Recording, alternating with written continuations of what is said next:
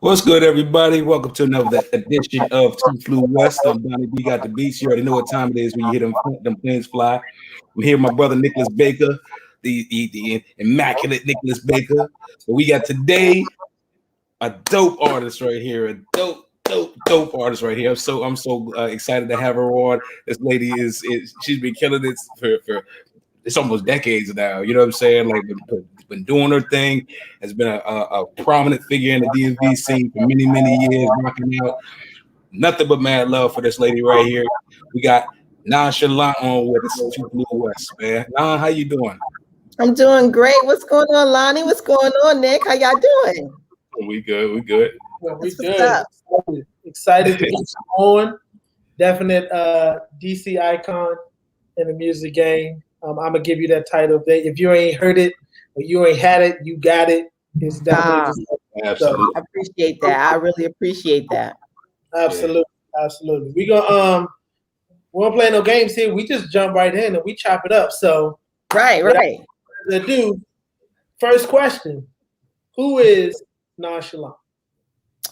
Who is Nonchalant? Nonchalant is a dope MC, a dope writer, dope producer, dope DJ, dope person. I think I'm an example of a person that's constantly trying to grow in every way possible in life, as well as my creativity.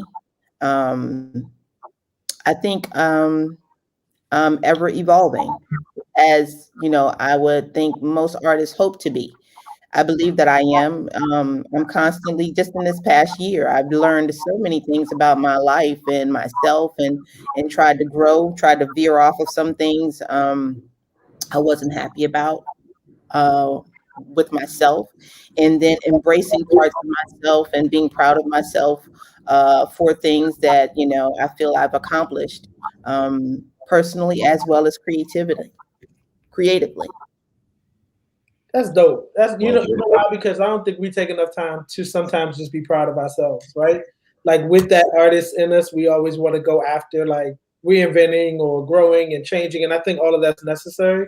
Mm-hmm. But you gotta sometimes just be like, you know what, I did that. Like I did that, and that's okay. You know what I'm saying? I do that. I actually say out loud to myself, you know, good job, or all right, Non, or what, you know, whoever I am in that particular moment. If I'm myself, then I'm saying that to myself, you know, not the artist, just the person. And I try to acknowledge that on a continuous basis. That's super important when you acknowledge it, because it's easy for us to acknowledge when we're not doing something right or when we're not happy with ourselves or whatever. We constantly do that, but we don't do it when we're really happy with ourselves. Facts. Yeah. This is kind of a part B to this, the first question a little bit, but is there a story about how you got your name? Is there a story behind it? Yep, there is. Like so many artists, especially back in the day, there were so many production companies. And like a lot of artists, I belong to several production companies. And this particular production company, it was a lot of us, you know, a lot of rappers, some singers, and so forth and so on. So we had this guy There were a couple of people. And it wasn't the production company, Black Productions. It wasn't that company. This was another one. And this guy would just always constantly tell us, like, people were coming. Like, you know, it was always somebody was coming. We're going to meet this person, blah, blah, blah, blah, blah. And you can hear that after a while. You hear that. You just like, okay. So he said, I forgot who it was. He was said we were going to meet, or we were going to go to the studio meet. So I was like, okay, cool. You know, everybody else was like, oh, that's what's up. And I was like, okay, cool. And he was like, why you ain't, trying. And I'm like, I mean, I'm excited, but I'll be excited to meet that person, but right now I'm just like, okay, cool, great. So he was like, you acting real nonchalant. I'm going to call you from now on Nonchalant. And that's where the name literally came from, because I was just not excited about, for the most part, the lies anymore. And pretty much that name does, explain my demeanor or describe my demeanor in a lot of situations. I'm excited about a lot of things, but for the most part, I'm pretty laid back for the most part. Yeah, laid back and silly. I'm real silly. I can dig it. See, we learned something already, man. Tell me. All right, so how did you get started in music? It's crazy because I think like most people, I don't know too many people that don't like music in some form or fashion. Whether they want to make that their career, that might be something different, but everybody loves music. So I love music. But what got me started was a mission.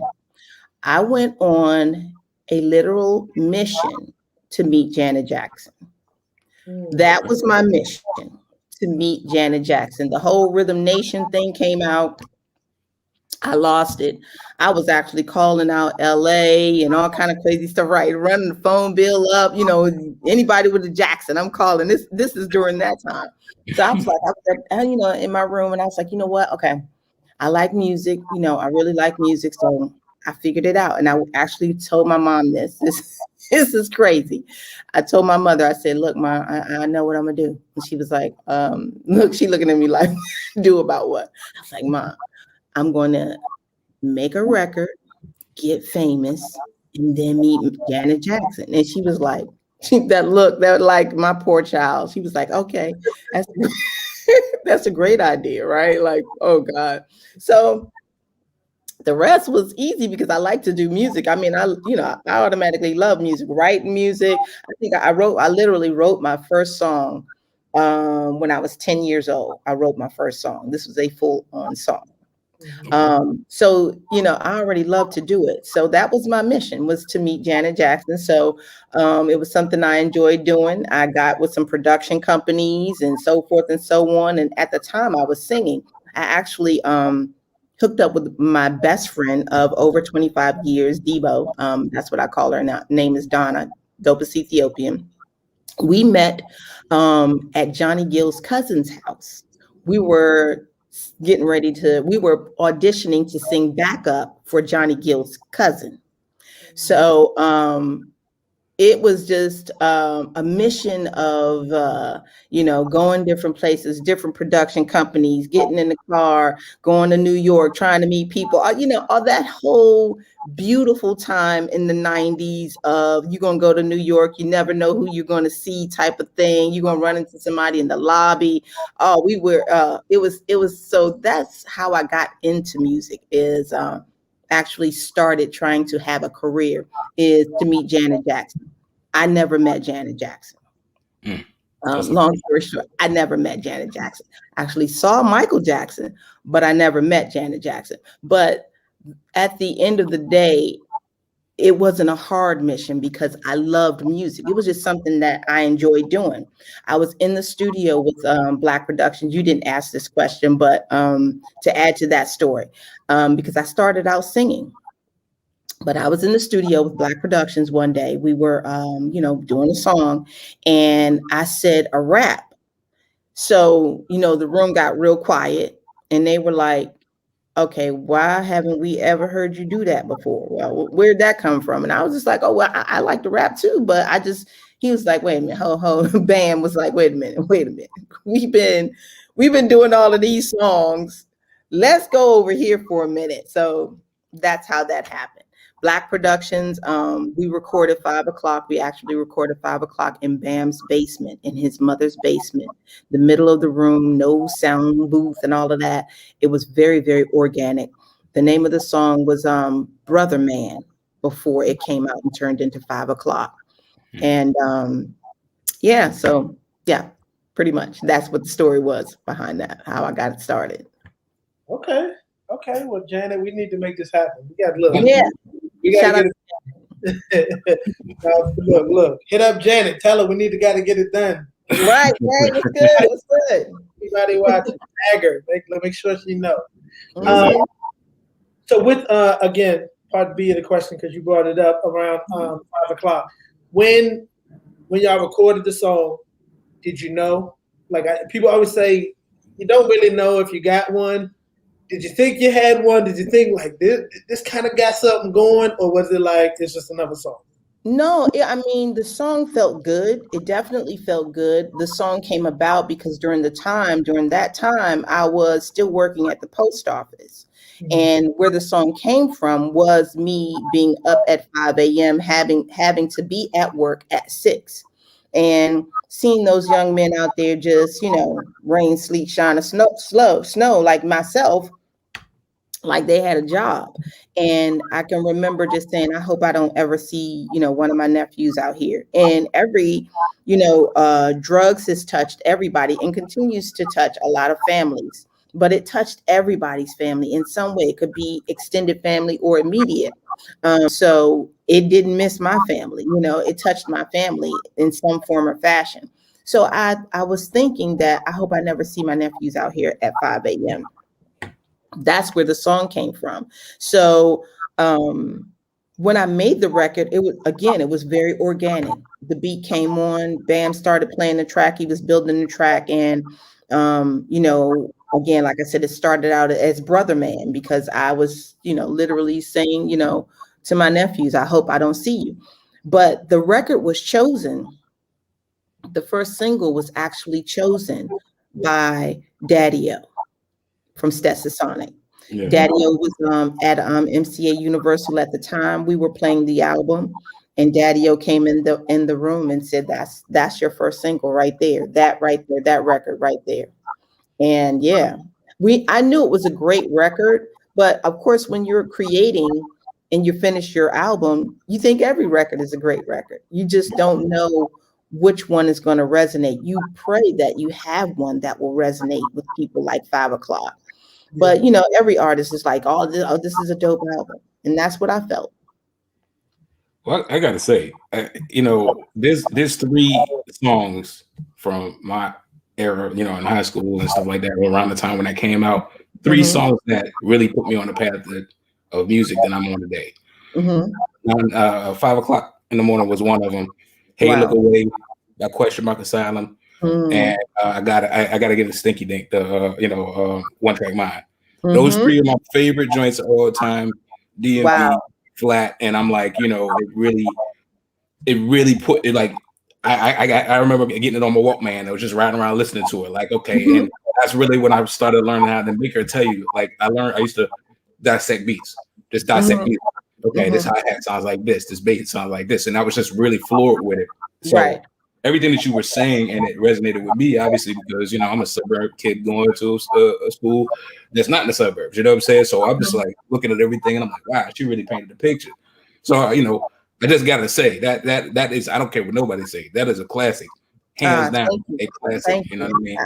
Thank you so much. I'm blessed to have been told that and feel like the culture does consider that record to be a classic. So not every artist is blessed with that and being told that over the years continuously. So I do feel like that record is a classic, not because I'm saying it, but because of people like yourself. So I appreciate it. I really do. I really do. Do you have a moment? And I'm sorry, this is my last question, Baker. We can go on. Mm-hmm. But do you have one of those 5 heartbeats moments where you woke up one day and it was on the radio? You was like, ah! Yes, I definitely had that moment. I had that moment. I mean, it's vivid to this day. I had that moment on Southern Avenue, right off of Branch Avenue. I was coming down. I made that right. off a branch coming down Southern, and I came to a stoplight. And it was a group of girls in a car next to me. They were about to turn. I was going straight, and 5 o'clock came on, and it just like blew my mind. Like I'm listening to it, but what blew my mind is when it came on, they were going crazy in the car next to me. Right? They were like, and I was like, and then we looked at each other. Now, this might seem like a long light, but you waiting for stuff to turn. And we looked at each other because I was going crazy in the car when I heard it. So that made them look at me. When they looked at me and saw that it was me, they was like, it was that moment. So yeah, I had that moment. I've had that moment twice. I had that moment in DC, the first time that I heard the song. I had that moment in New York. When I got off the plane, I was coming into the city, and this is when sniping was never legal, but this is when they used to snipe everything. So the construction, you have the plywood, covering the construction, and we were driving down the street, and I will never forget this. My posters, Nonchalant, 5 o'clock. Was almost a block long. I just started seeing the 5s. And when I started seeing the 5s, and it was black posters with neon 5s, and then my name in white. So and I just started seeing it, and we're coming to a stop, and the driver looks back, and I am crying, like my breath, where you lose your breath. And he's like, ma'am, I'm sorry, what's wrong? What's wrong? And I was like, that's me. And he's looking like, what's you? You know what I mean? Right. And I'm like, that's me. That's me. And he said, it resonated for him. Yes, I just picked up Nonchalant. Okay, this is Nonchalant. Okay. But that moment of seeing, the 5s, and artists may not have that moment of seeing their record sniped everywhere, but that moment of hearing your song for the first time on the radio, it is exactly like that 5 Heartbeats moment, because it's just like, oh my God, that's me. So yeah, Southern Avenue, right off Branch Avenue. Yep. Awesome. Yes, indeed. I wish some of that energy was still around, and like just for the music industry. I know everything is super digital now, and you can get something up in a minute and get it like some airplay in a minute and have a visual, right, and next hour, and it'd be like, and that's great. You know what I mean? Evolution is great. I think just some of the energy that you could get, like you said, going to New York, not knowing who you're going to see, going from studios, posters being up, like all of that energy. Yeah. Like I think so many artists would benefit from feeling that. Yeah, energy. Absolutely. Absolutely. I mean, you can't, and to be responsible to have to wait for someone to choose to play your record, so when they do choose you amongst so many, because we know how radio, they don't have a lot of room to play stuff. So when they do choose to play you, it's like, oh my God, so I got to give a shout out. I give a shout out to DJ Red Alert. In New York, being the first DJ to play my record in New York. Shout out to PGC LBD down here in DC to be, the first person in DC to play my record, so yeah, that's huge. So, all right. So who were your music influences? That's funny, because it's not really funny, but growing up, I had a lot of musical influences. Definitely as far as hip hop is concerned, definitely, absolutely, your Queen Latifahs, your Lights, your, all of the women that came before me. The record that changed my life as far as hip hop, that made me see hip hop in a different landscape, was The Adventures of Slick Rick. That changed everything for me. I don't know how many times, and still to this day, that I play that record. But growing up, I listened to a lot of different types of music, and I feel I was super happy to be able to really have a love for everything except for heavy metal and country. I really didn't listen to, but like to this day, John-Luc Ponty, who is a violinist, the album "The Gift of Time" was really, really, really something that I listen to this day. A lady named Laurie Anderson, this song "From the Air" that, and the Beatles, a lot of Beatles, a lot of jazz. So I had so many different influences growing up, you know. I mean, definitely for the singing. I mean, you can't get away from Aretha's and Luther's and Anita Baker's, and Phyllis Hyman was one of my all-time favorite vocalists. Phyllis Hyman, oh God, I loved her so much. So I feel really, you know, I'm really happy that I had that well-rounded background of being able to listen to a little bit of everything, and still to this day. Yeah. That's dope. That's dope. I definitely have similar experiences. I had an uncle who he lived with us. He was in the basement and he had vinyl everywhere. And just all day long on the weekends be playing music. And he'd go outside and wash his car playing music. Like it seeps in, you know what I mean? I have such appreciation for different types of music. So yeah. That's dope. Yeah. So being from DC, where we know go-go is such like a prominent sound and genre, did that ever present challenges for you as a hip hop artist? I would say more. I mean, there was, I would say more assumptions. Like people would assume that I had go-go on the record. They would be pleasantly surprised, not to say that they didn't like go-go, but they would be pleasantly surprised to know that I was just a straight hip hop artist and that there wasn't any go-go on the record. But it was more, it really didn't hold me back. Just like I said, most people just thought that there was going to be some go-go on the record someplace, especially since, you know, you had records like Doing the Butt and things like that, all of the, you know, that. So even though Doing the Butt was a go-go record, it had crossed so many lines that they thought, you know, perhaps that the sound was going to be similar to that. And I was going to be crossing lines like that. But like I said, it was people were pleasantly surprised. A lot of people didn't think I was from DC. A lot of people that just heard the record didn't think I was from DC. And I would have to tell people sometimes that I was from DC. Well, I think that was a thing for me. That was that bar set for me. It made me love it so much. It was because when I was introduced to the song, I automatically knew it was an artist from DC, and it would, like you said, the fact that it didn't have any interpolations or any kind of, you know, pockets or anything like that with it, and it was just like, wow, that, because to me, what, you know, my family really is from like Jersey and New York. So, but I was born and raised in DC. So all my influence came from up north. And so I knew what I wanted to do by way of rapping. I knew what I wanted to do by the sound. And I loved go-go, but I'm just like, but this is not where, you know, I mean, like, I'm listening to Mike Geronimo. I'm listening to, you know, like, in Big L, like, you know what I mean? And so to hear an artist come out, I'm like, wow, it is possible here. You know what I mean? And that song that you did that for me, which is why I loved it so much, because I was like, this is exactly what we need to do. We need more of this. Right. And, you know what I mean? Right.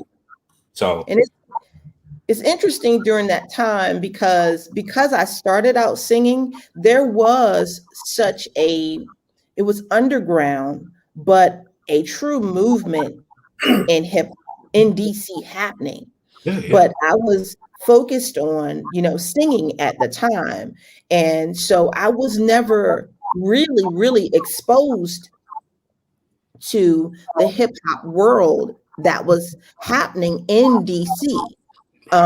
It was real backpacked during that time, some really dope MCs, you know, and so it was I don't want to say not a fluke or anything, but it's kind of weird that I wasn't exposed to that world that was really happening in the DMV, and then to still be able to have the success that I have.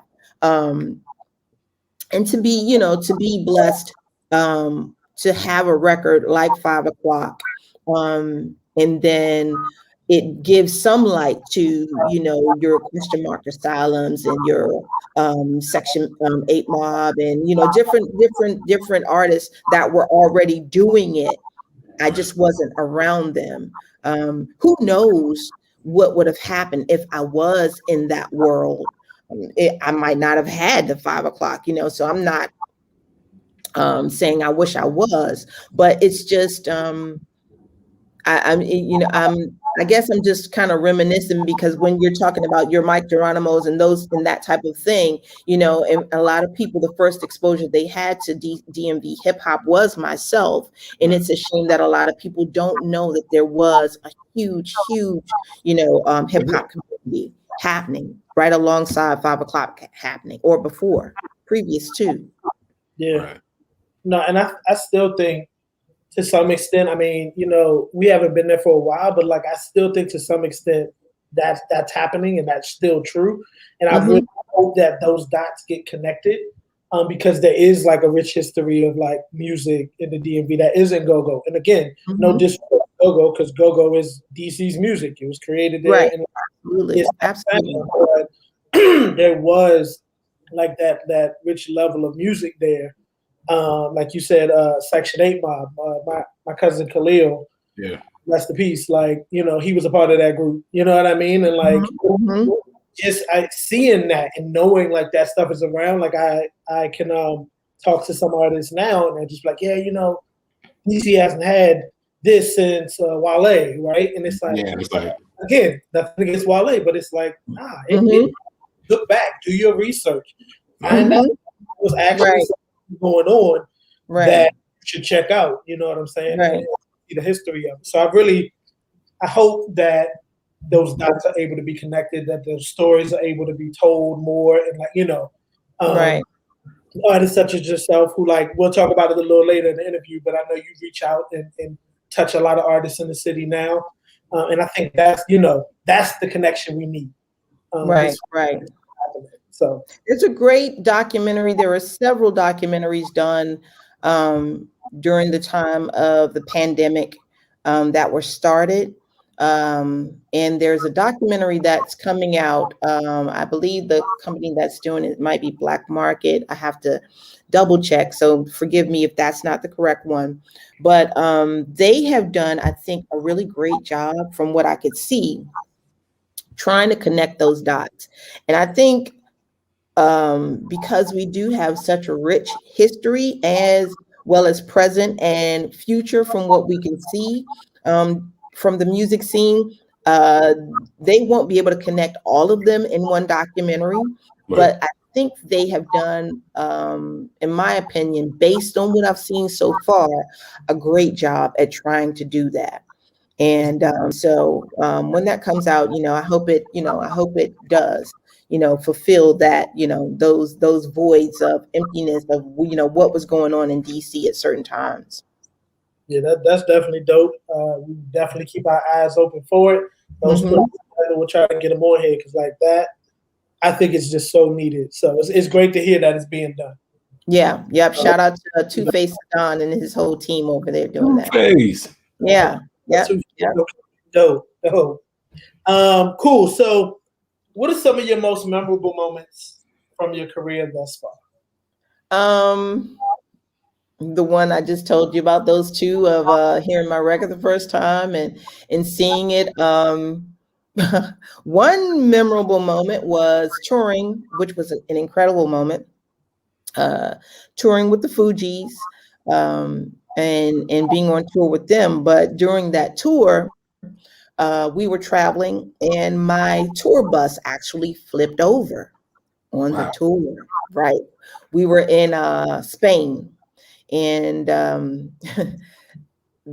my first thought, we were luckily, thank God, we had some serious injuries. We had a road manager who cracked his ribs and so forth and so on, and some real serious bruises. But luckily, excuse me, we weren't in the mountains, because that was my first thought. It was like, oh, wow, God.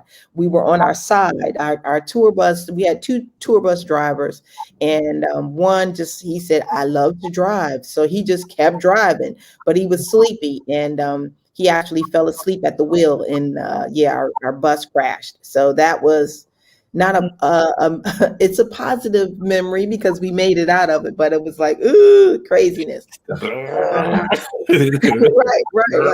Exactly. You're like, well, my God. So,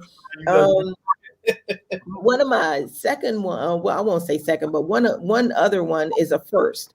My first time being overseas, we landed in Amsterdam, and got there, and we were just walking around, just exploring. First day, had only been there maybe a couple of hours, and we were just walking around, and this guy was just standing in the doorway. Man just standing in the doorway smoking a cigarette.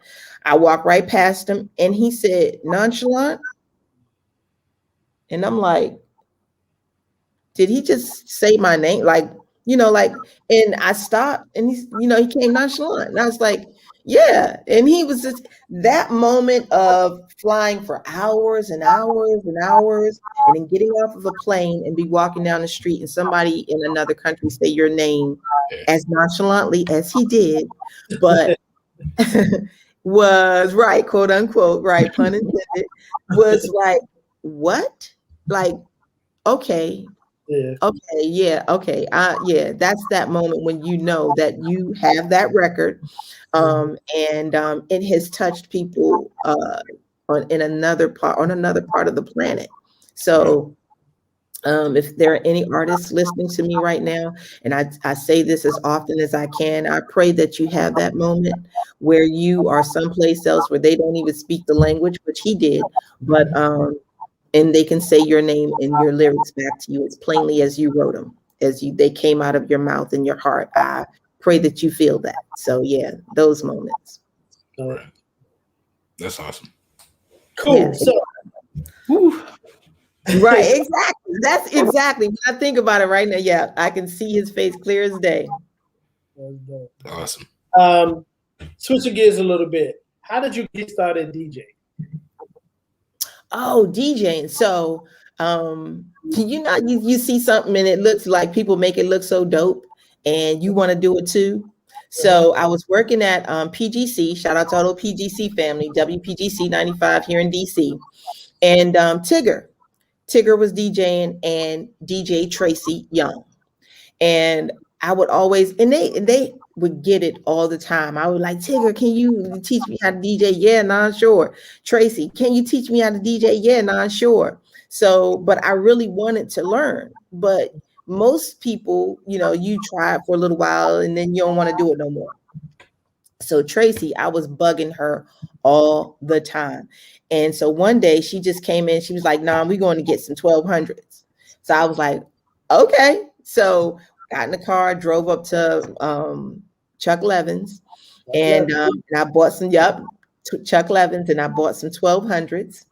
And I think I had them out for maybe a month, and then they went back into the boxes, and they stayed in the boxes. Yep, they stayed in the boxes for like 10 years. Yep. And because I do have such a huge respect for the art of DJing, the craft of DJing, I just was spinning Friday at an outside event. And I said on the mic, which I say often, I'm just playing records. I'm not DJing yet. I'm playing records, because that is a craft. Right. So how I got into it, like I said, was watching Tigger, watching Tracy, watching DJ Rico, here in Dirty Rico, here in DC. Rico and I he was DJing and I was hosting a club, and Rico actually let me, for the first time live in an event, touch the fader. He was like, "Nah, I'm gonna tell you when to cross it over." And then he was like, just hit it on this. And it was so exciting. It was crazy. I was so excited, like I just moved the whole crowd or something. But right. But like I said, I had them out for about a month, and then I put them away for 10 years. And then I started practicing again. And I brought them out when I really had the time to really pay attention and try to really, really learn. And I still don't. I could be, DJing is such an art. I don't know any good DJs, incredible, great DJs like your DJ Scratch. It's like, oh my God. This guy is still practicing, and he is one of the best DJs in the world to me. DJ Jazzy Jeff, one of the best DJs in the world to me. You know what I mean? Tracy Young, one of the best DJs in the world to me, but all of them still practice. So, but yeah, that's how I got into it, watching those three. And Tracy Young is responsible for me having my 1200s, which I still have to this day. That was back in, I got my 1200s in 98, and I still have it. Yeah. Nice. Awesome. Shout out to Lester Mitchell. He asked, where are you originally from? You're originally from DC? Northeast. Northeast. All right. Okay.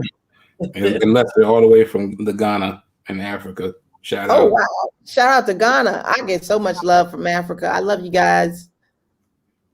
No doubt. Like, I'm glad that you brought that up too about DJing. Like, I think as artists, like people who love music, you always do look at a DJ and be like, I could do that. I could rock a party. I could play some songs. And like, I think like me and Donnie have been in that place where we've been where and we've played songs. Like you said, some songs, people enjoyed it, but the actual craft of DJ is like a monster. Nah, you better get this playlist. Right. You better get this playlist. This playlist about to sit on me real quick. A whole nother animal, because yeah, absolutely.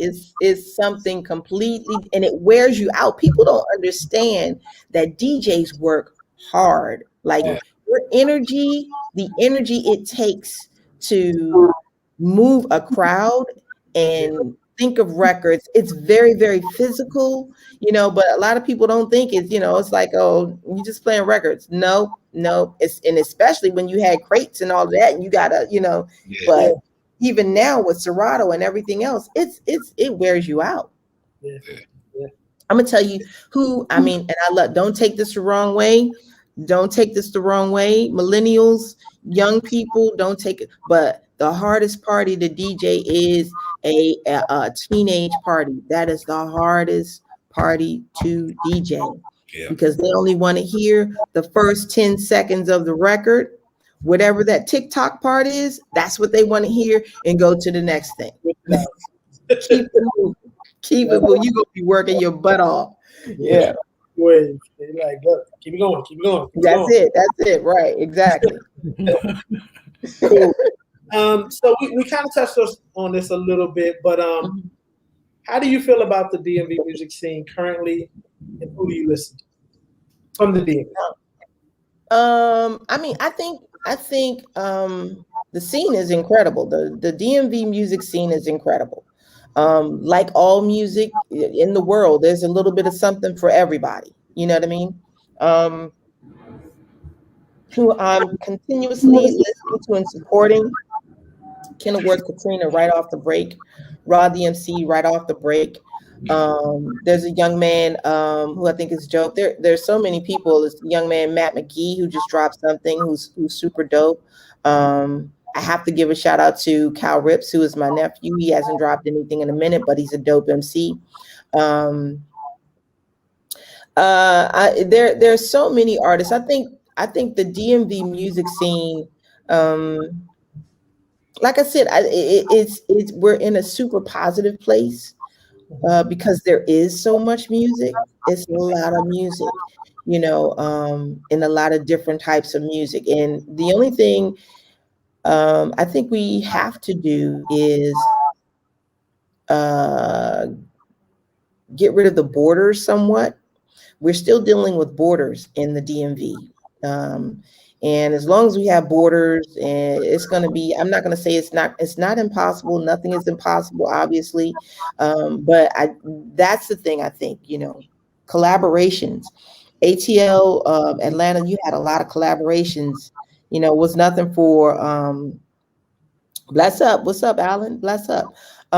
It's nothing for them to to work together. Yeah, So hopefully we'll get rid of the borders, because that whole what's the DMV thing is a Right. huge,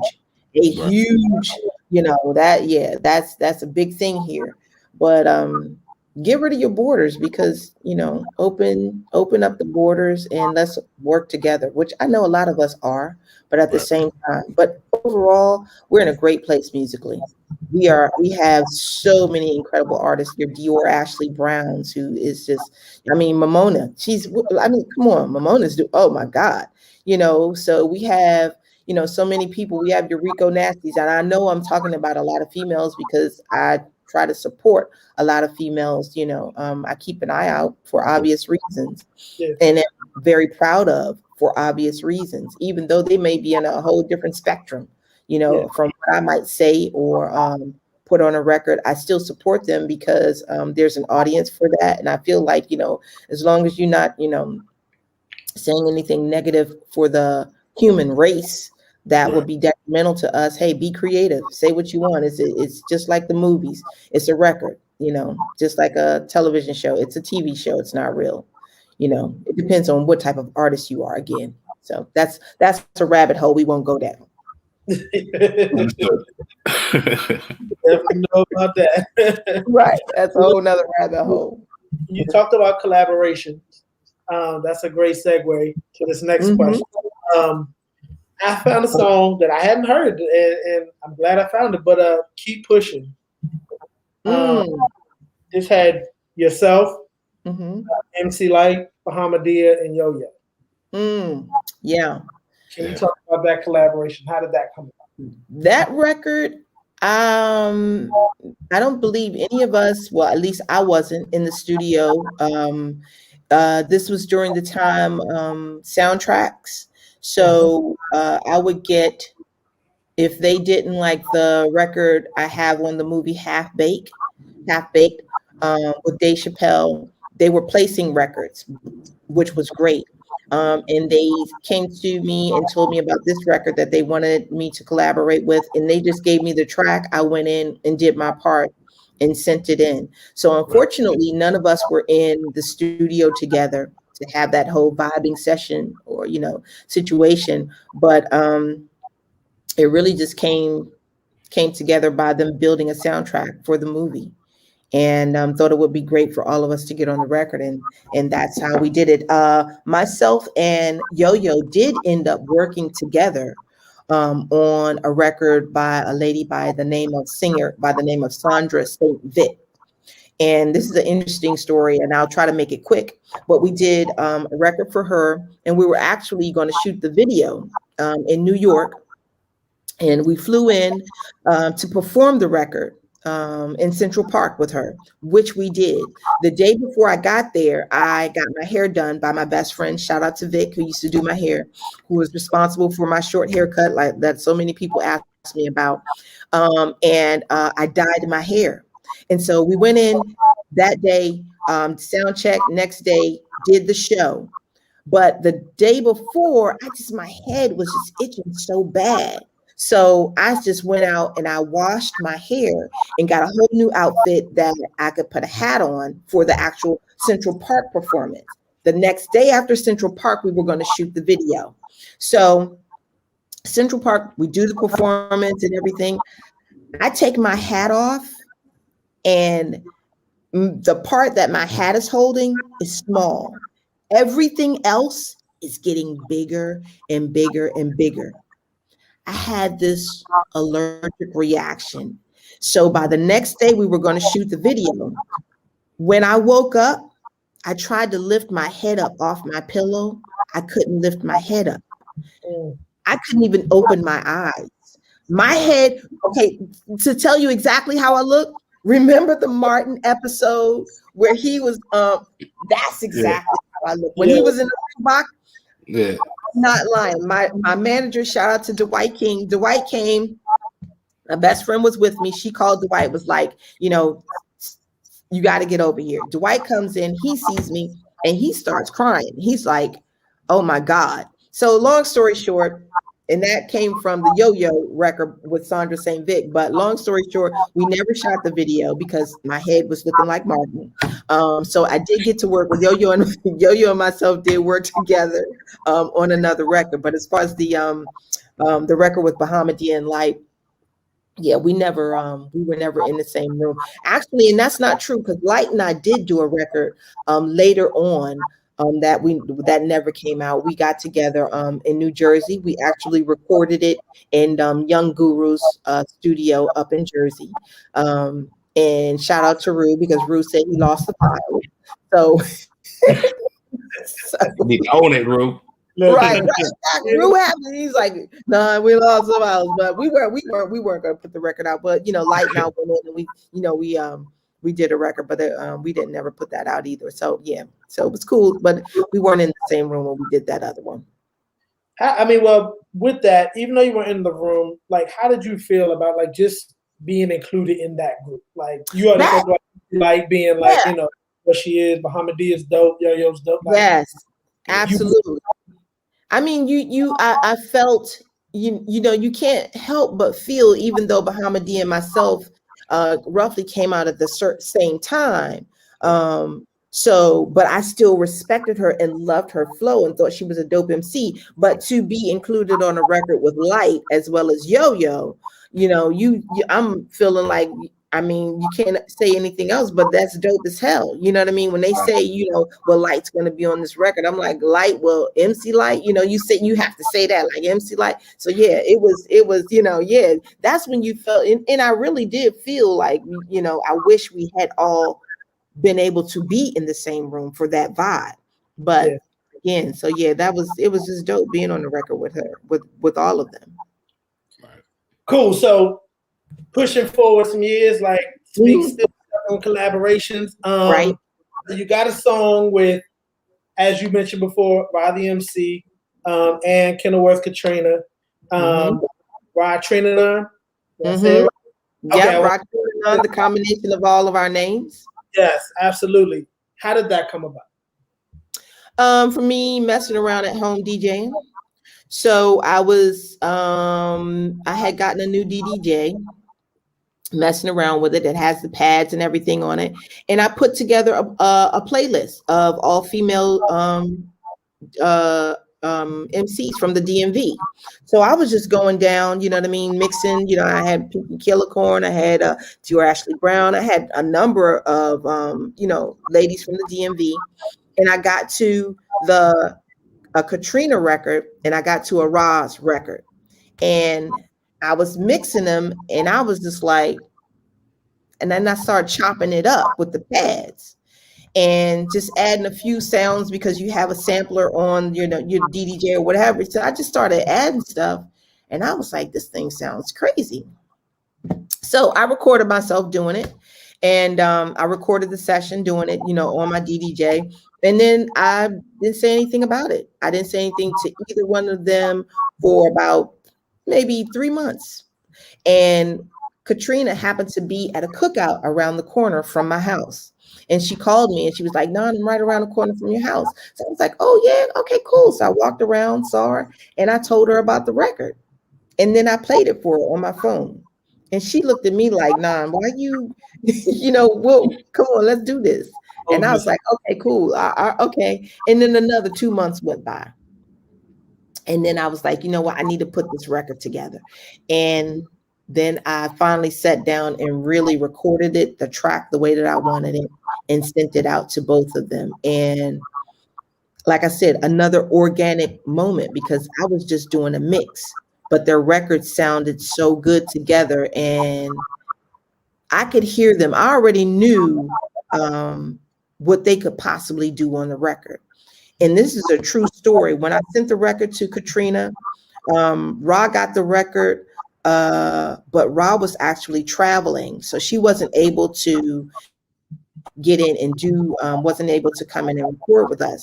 So I wrote my verse. And then I got a session for Katrina to record her verse. Mind you, I've never heard Katrina's verse. I didn't hear anything Ra did, but I didn't hear Katrina's verse. Katrina went in, shout out to Face at Face Recording Studio. Katrina went in and recorded her verse.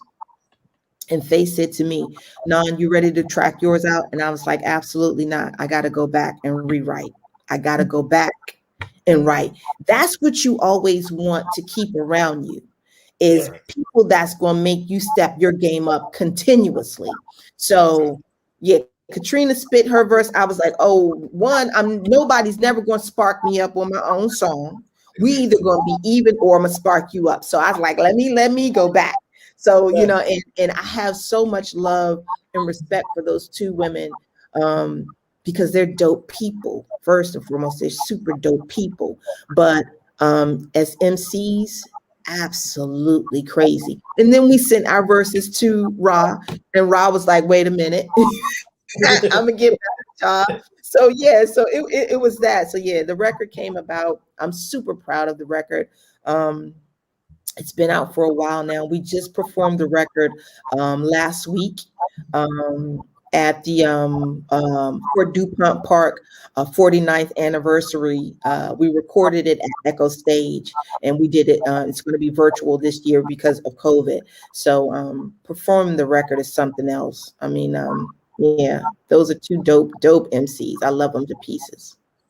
Dope. Well, with all that said, that's a great intro for it. There's some visuals for it. We're going to check it out right now. So, all right. Without any further ado, here's Ra Trina Nine. Dope.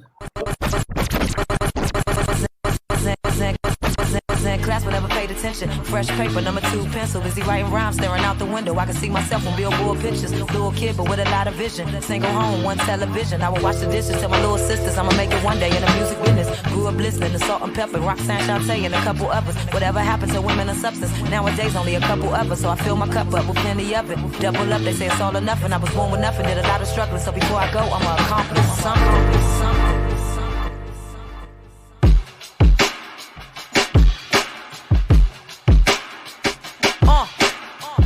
Yeah, let's get into it.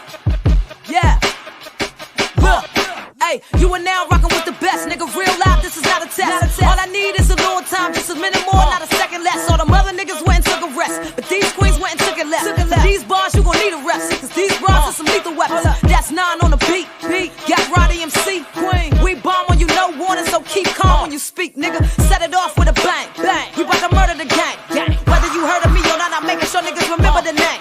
So how'd I flicker the flame? Coco, they say I'm sick in the brain. Me and you, we not the same. I'm in a whole nother lane. Say what you wanna, but you wanna pull me, I hit your ass up with them things. That's when you know I ain't playing. Nigga, the fuck is you saying? Now that's dope, nigga. Now that's dope, nigga. Yeah, now that's dope, nigga. Yeah, now that's dope, Now don't I hate waiting, ain't I impatient? You mistakenly thought I was a rookie, I'm Gary Payton. My career at a standstill, shit feel like I've been blanking. I'm just saying, I ain't delirious, I don't take nothing too serious. Oh, now we rapping. Trina got me on my Kenilworth. A hungry artist, I eat a rapper for dinner first. I watch my circles, the energy in the inner work. This game is sinister, that's why I call her minister. Hello? Remember her? The one that gave you battle rap and fanny packs. Watch the win awards on my accord, I want my Grammy back. Hand me that, give them what they want. It's 5 o'clock, hit up nonchalant. Like this for the city, for the dreamers, for the have-nots. The underdogs with big paws, I'm the mascot. Don't worry about the destination or the last stop. Hey, you ain't know we been dope, go play the last drop. Yeah, now that's dope, nigga. Yeah, now that's dope, nigga. Yeah, now that's dope, nigga. Yeah, now that's dope, nigga. Hey, yo. I wanna ask a few questions. Will there be more sessions of you dropping blessings or? Telling me with these 21 questions, I will kill like 21 sessions. That will give you 21 blessings and will teach you 21 lessons. That my lyrics always gon' have a higher percentage of some relevance. Yours narcoleptic, lazy, lack intelligence. No hate though, really wanna connect you dum-dum just like you Legos. In the meantime, kill so many more micro pesos. Cause hypothetical privileges got me all on my biblical. Nonchalant, you so lyrical, that is why we be feeling you. Flatline, nah, where the hell you been? Hate that line. Check 1, 2 on the mic, hit flames on the food, then making me that line. Flatline, another dead mic and I wake up the nonchalant. I did at my hiatus, so you listen to the greatest, baby. Yeah, that's dope, nigga. Yeah, that's dope, nigga. Yeah, that's dope, nigga. Yeah, that's dope, nigga. I'm so, I'm so, I'm so, I'm so, I'm so, I'm so, I'm so, I'm so.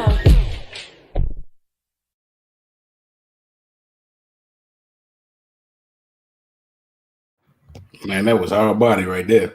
Hey, look. That boom bat, right? They don't know.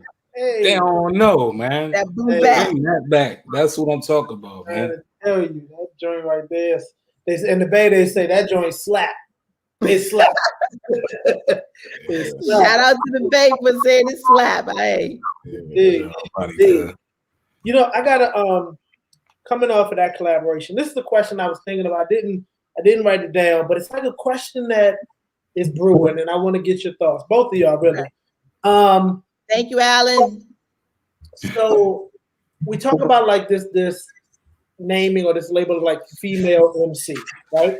Mm-hmm. Do you think it is necessary to say, like, if you're talking about who's like dope MCs, do you think female MC has to be there, or should it be like that's a dope MC? Period. Question makes I sense? think because I've had this conversation before, and some people are really offended by female MC. Mm-hmm. I think I really don't have a problem with female MC. I really don't have a problem with it. I know that I'm a dope MC. I know that Of course. people that really genuinely respect MCs, they may, for example, Mumu Fresh, Mamona Youssef is a dope MC. If they call her a female MC, you can't get around the fact that she's a female MC.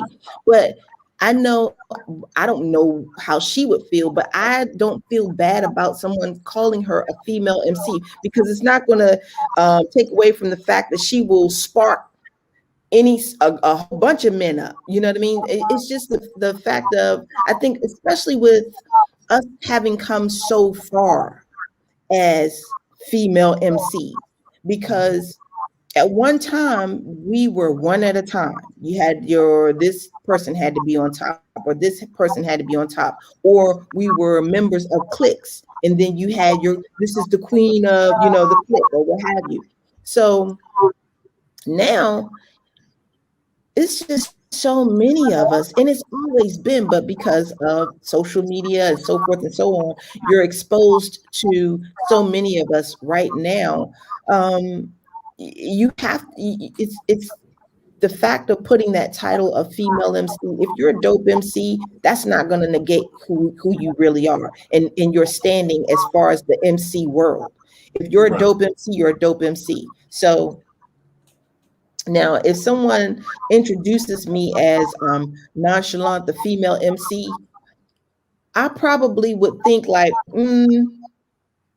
I can't see, and I'm trying to think, I really can't see someone doing that to a light or to myself, because we're known, you know who Light is. You don't have to say that she's a female MC, but I think it might be certain situations where people might say, if someone has a generic name and it might be saying female MC, blah, blah, blah, maybe that might be the case. But long story short, I'm not offended by it. I'm not offended by being a female MC, because I am, at the end of the day, I'm a dope MC, regardless if you say I'm a female MC or MC. I can't be a male MC, so it is what it is. And it's one of those topics I think I was like back and forth about. Like, I wonder how, like, I don't know, like, I don't think it's offensive, but at the same time, I don't think they would say like, I don't know, Jay-Z, the male MC. Right, like, right. And I think that's what makes it a tough, like, kind of, what do you feel about it? Because there isn't that other side of it. And then I thought about, like, in movies, there is like for the Oscars, there is Best Actor and then Best Actress. Like that is separate. There is Best Supporting Actor, Best Supporting Actress. Like they do make those distinctions. And like, Very good point.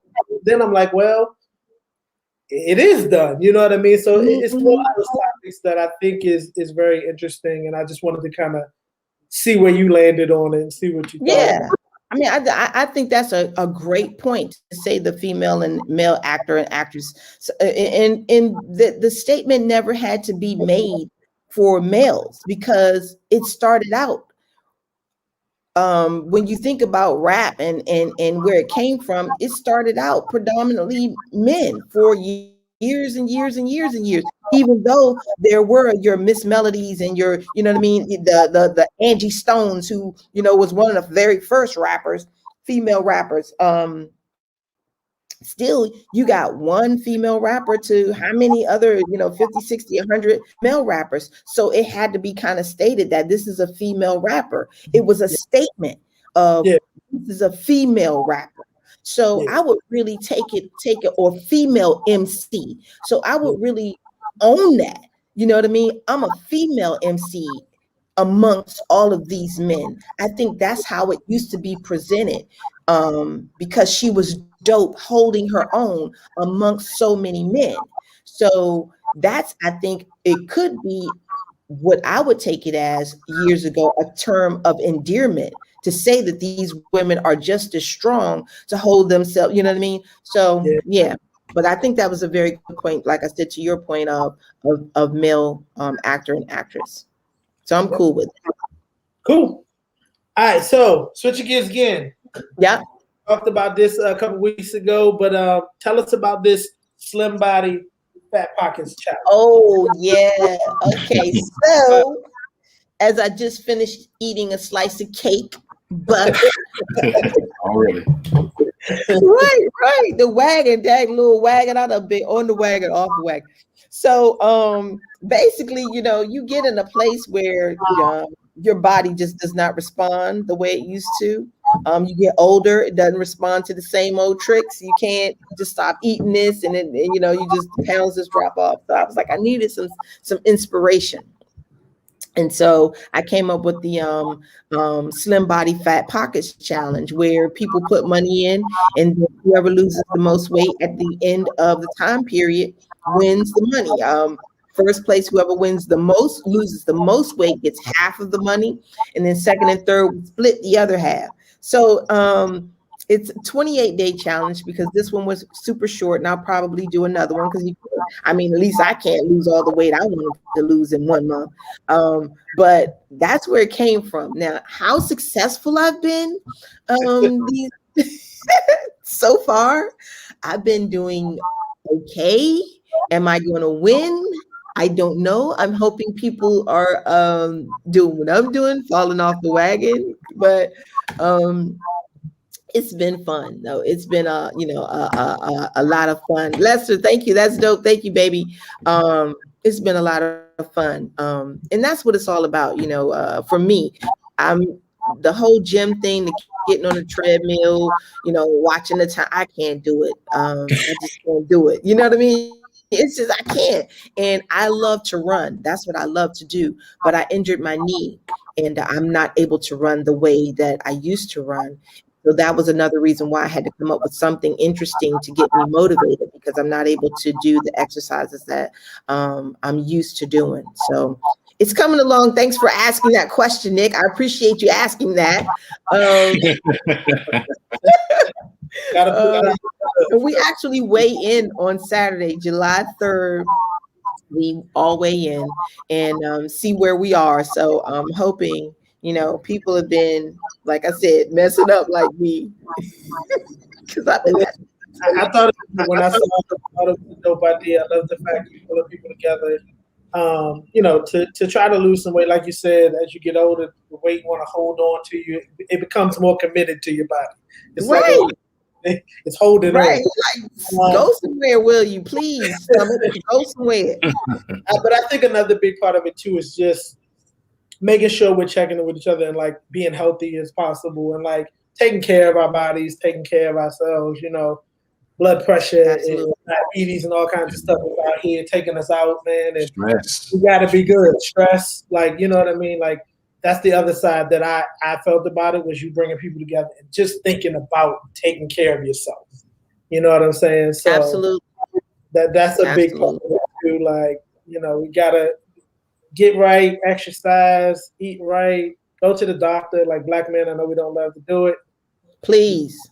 We got to do it. I haven't been to the doctor more than I want to, but you got to make sure you got to do it. Got to go and check and make sure you're good. So preventative medicine. That's the thing. It's preventative medicine. That's what you want to do. Yeah, absolutely. Yes, yes, indeed. Dope.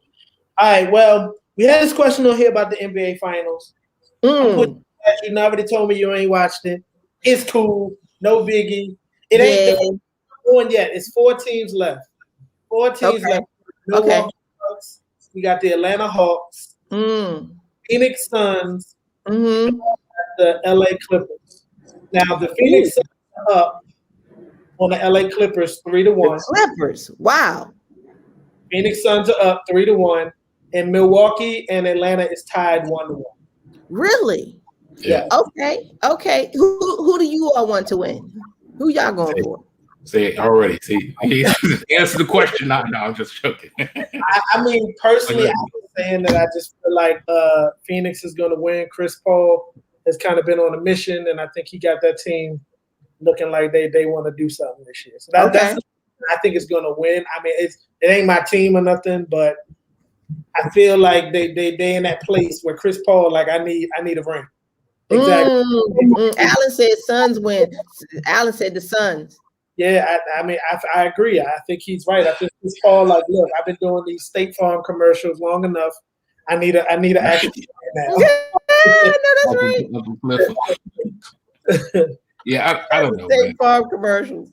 I've long since, the 2 teams that I said was going ain't even in the playoffs no more. I got to ride with the Wizards. I'm a Wizards fan regardless. Period. I don't care who out there. So shout out to the Wizards. Right. Y'all need to do something about the squad though. But whatever. Okay. I'll get on that. But Cliff. You got me saying Cliff now. I think about that. I still think that, like, again, it's really gonna boil down to Tyler, what kind of coaching he gonna give, because the other coach, he's showing him up, like he's showing off, like real life. But I still hold out for the Clippers because I still think the Clippers is the business, at least in the West. The East, Trae Young and Nate McMillan's an amazing coach, man, like amazing. And Trae Young is Ice Trae, man, Ice Trae. So I get that Giannis is the MVP and he's the guy, but I got to ride with Atlanta on that one. I think Atlanta they're gonna upset, and then hopefully the Hawks are crazy right now. The Hawks are a little crazy right now. I do know that much.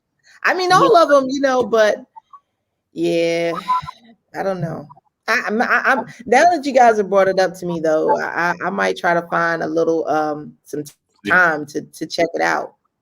This guy better get on my timeline, bro. Get on my timeline with that, bro. You right, magicians. I love it.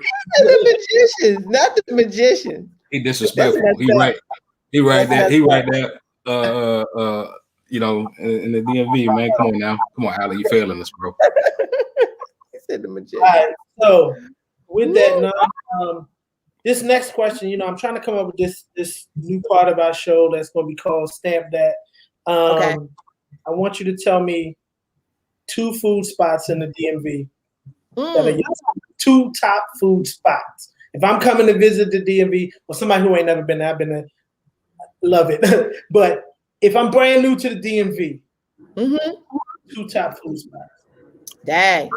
Well, Roman Rooster is crazy.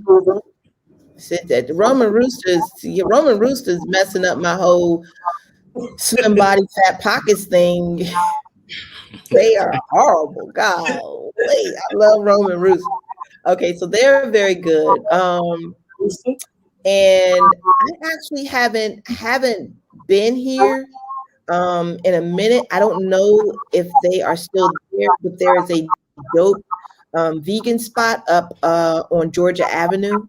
And, and I'm trying to think of the name because the food is so good, and I don't know if they're still there. But if you just want calories, just go to Roman Rooster. Just go there and just be done with it. Kitchen Cray, absolutely. Kitchen Cray is crazy. Yeah, is oh man, there are a lot of Shout out, Chef. yeah. For sure. I don't have any. I ain't been back in so long, so I couldn't even tell you what's open, what's closed. I don't even know. I'm Easton. I'm going to Easton. Give me some chicken and mumbo sauce, flat out. That's the crazy thing. I mean, honestly, yeah, I mean, there are a couple of places, but they're not exactly in the DMV, right? In quote unquote the DMV. But there's a Jamaican spot that's out in Virginia. That's crazy. That used to be the Muffin Man. He moved out in Virginia. When I say Muffin Man, everybody knows the Muffin Man out in Seabrook. So yeah, little Ziggy wings. Oh my God, bananas. So yeah. Mm-hmm. I was always partial to Tropicana though. The John out on U Street. Mm-hmm. That was my joint, bro. But they moved. I don't know where they went to before all of the nonsense, but whatever. Yeah. Oh, now I'm gonna tell you. Let me say this: one of the dopest pizza spots is on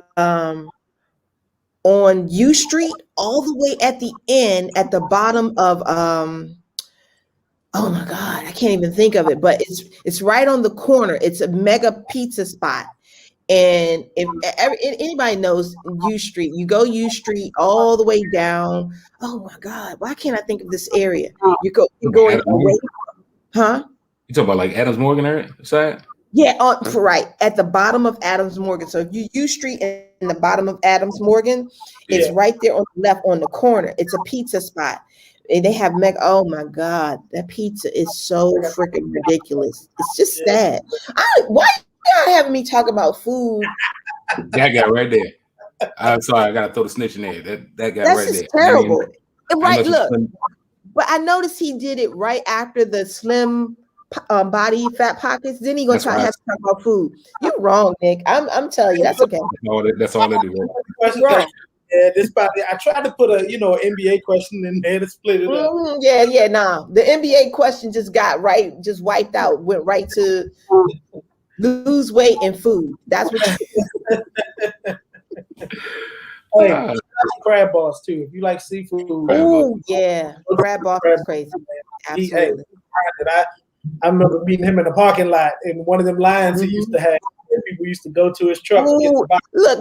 Alan talking about we know she ain't winning. Come on, Alan, don't do me like that. Don't do me like that. Come on, bro. You can't be fucking up. I guess on him, man. Exactly. I'm like, I know you ain't winning. You know too much about food. Just send that list out to all the people who participate. Send it out right now and be like, hey, I just wanted y'all to know about these food spots. Right, exactly. Look, all kind of sabotage stuff been happening. Lord have mercy. Right. Y'all go there. Buy one, get one free from me. All right, so as we're coming towards the end of the interview, it's definitely been a pleasure. But what's next for Nonchalant? What's next?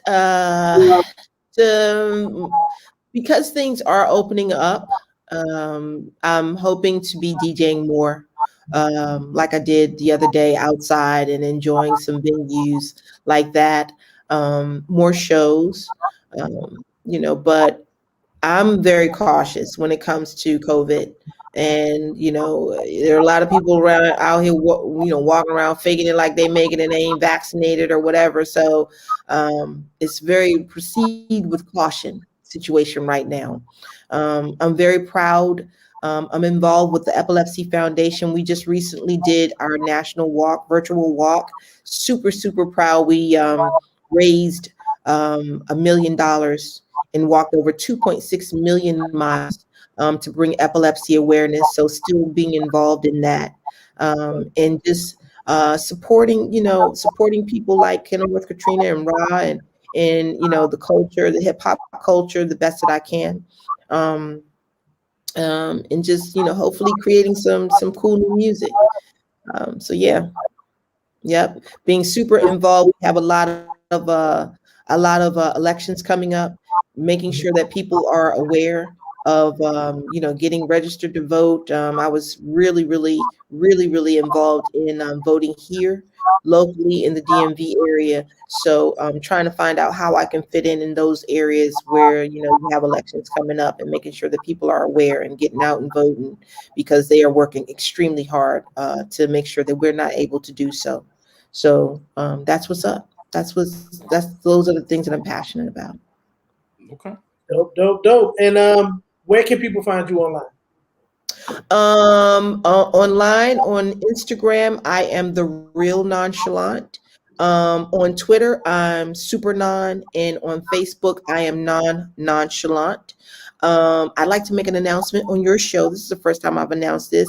5 o'clock, the actual original single, was not available on iTunes ever, and it is now available on iTunes and platforms to stream.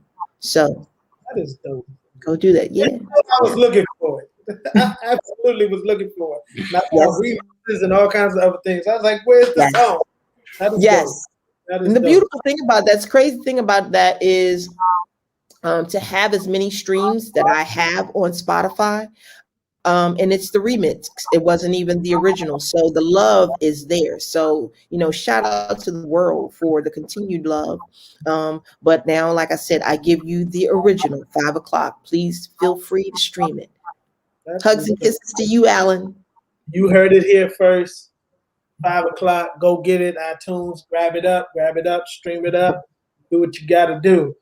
But look, now, it's been more than a pleasure to have you on. I appreciate you so much. You've always just been super humble. Reached out to you to do the show. You was like, of course, let's get it done. And you held to your word. And that's big, because that doesn't always happen. But you did. I see how you support and always have supported artists from the DMV. Giving that knowledge, giving that support. So just so much appreciation for you and all that you've done. Definitely thank you for coming on. I just want to give you the chance if you got any last words that you wanted to say. I want to thank you guys. I mean, to have a record that, is 20 some years old, and still have people like yourself ask me to be on your show. I appreciate that. So I genuinely appreciate you guys for asking me to be on your show, because that's a blessing, to still have people still want to talk to you after 20 years. That says that you have been impactful in people's lives. So I really appreciate it. Like the shirt says, don't just rap, say something. I just encourage, the don't just rap, say something movement that I have. And I call it a movement, even though it's a slogan that I've been saying. I want people to understand, when I say to MCs or artists in general, but specifically to MCs and rappers, it's not just about saying something on your records. You have a platform. If you have an audience, you have an Instagram where you have 500 people following you, then you have a platform. If you have 20 people following you. So when you have the opportunity to say something, it doesn't have to be on your record, but say something, because there are people listening to you. So if you're passionate about something, it could be anything. It could be anything. Just say something about it, because there are people that are hanging on your every rap, and there are people that are hanging on your every word. So take the opportunity, use your platform to say something about what you're passionate about. And I would appreciate it. Dope. Donnie, you got it, man. Hey, man, listen, I gotta share what Nick Baker said. I mean, I've been a fan since, like I said, way back. Never had that luxury of being able to speak with you. So this is my first time actually speaking with you, and I'm enamored with it. I'm like, but it's totally awesome. It's a blessing. You have literally been one of the people that put me on the course to where I needed to be, as far as by way of music and appreciation for the culture and the DMV, seriousness and tone of the business of music, as well as the business of entertainment. I'm a rat. I stay behind and I Google and watch and follow everybody moving, especially those that are successful.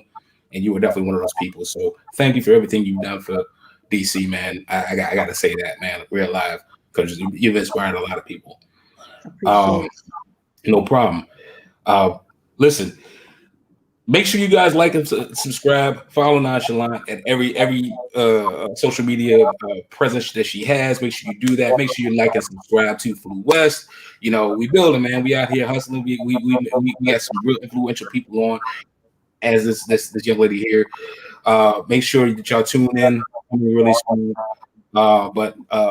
Hey, again, I'm about to get that. Actually, I think I already got it, but I gotta get it off iTunes now. I gotta get it off iTunes. You know what I mean? So I actually still got the CD. To get. Well, I don't. That's dope. That's dope. CD. Well, you know what I'm saying? Like, where does that come from? Like, who still has one? But right? That's dope. But like I said, thank everybody. Alan says we love Nonchalant. I agree with him. I'm sure. Love you too, Alan. And till the next time, be sure to look up Two Flu West or anything that you got coming up. We'd be more than happy to support. I will.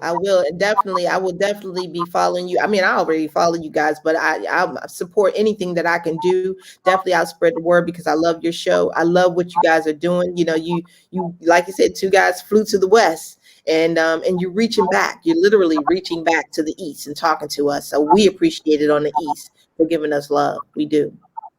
Much appreciated. All right, Baker, any last words, man? Let the planes fly.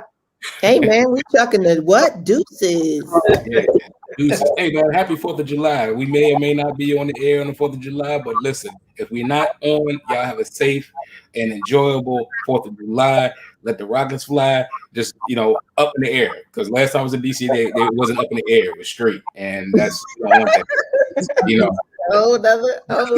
incorrect. Roll the whole other rabbit hole. Look, y'all look on my social media on the 3rd or the 4th, and you see the emoji with the tear, then you know I lost the challenge. We got support for you. We right. Coming through. I'm trying to go make me a sandwich and then go for a run. Counterproductive. Indeed.